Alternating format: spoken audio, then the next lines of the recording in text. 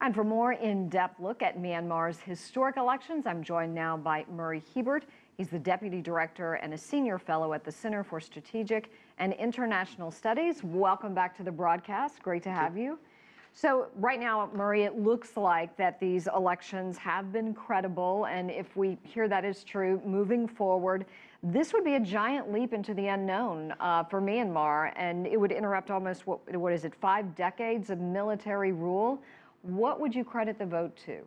Well, people were really desperate have been for a long time to have a government, civilian government, not run by the military.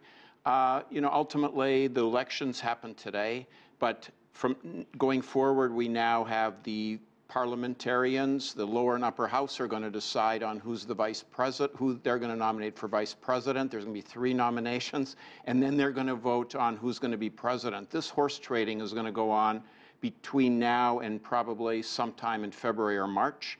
And so, yes, today seemed very peaceful and a lot of enthusiasm, but we're going to have to see what happens once the numbers come in for the parties and how the horse trading turns out in the end. So Ms. Suu Kyi has spoken out on Thursday, and she said that she would be above the president if her party won. Tell us what she means by this.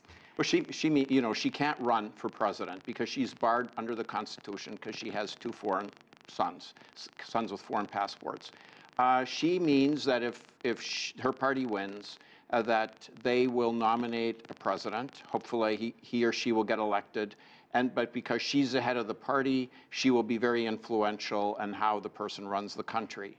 Obviously, some people on the other side, the ruling party now, have said that's kind of unconstitutional to have somebody above the party. But we're going to have to see how this turns out in the days ahead. You know, there's a lot of excitement in the streets, big crowds out there. Could all of this rapid change lead to some type of civil unrest in your eyes? It could. There's an awful lot of opportunities in the horse trading, as I mentioned, to figure out who's the president and in the days ahead. There were people that were not on the voter list. That was a problem. 25% of the parliament is still controlled by the military. They're appointed delegates. That's creating some dissatisfaction.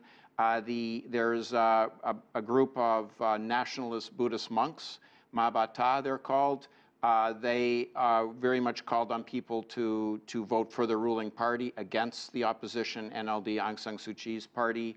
If she does very well, they could instigate some unrest.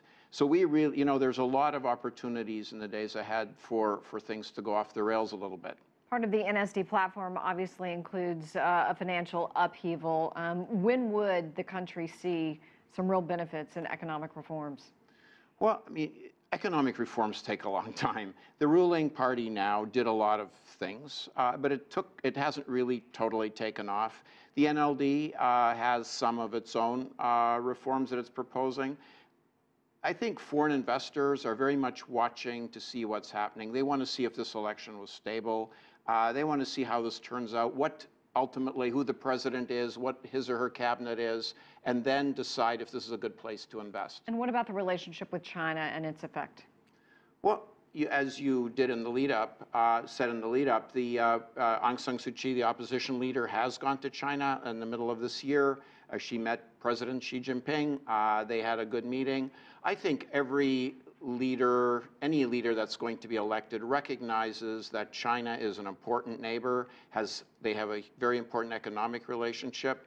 But I think what's changing is that in the past, under the sanctions from the West, the country only had to rely on China. Now it's trying to broaden its relations, not exclude China, but have good relations with its Southeast Asian neighbors, Japan, Europe, United States.